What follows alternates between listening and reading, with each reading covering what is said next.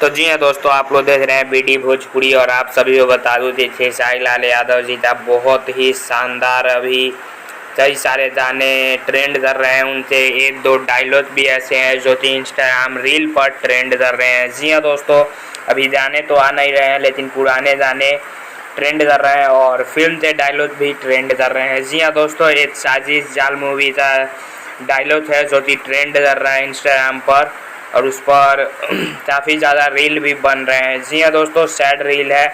और वहीं माल से मोबाइल जो अभी अन्नपूर्णा फिल्म पर आया था वो भी ट्रेंड कर रहा है।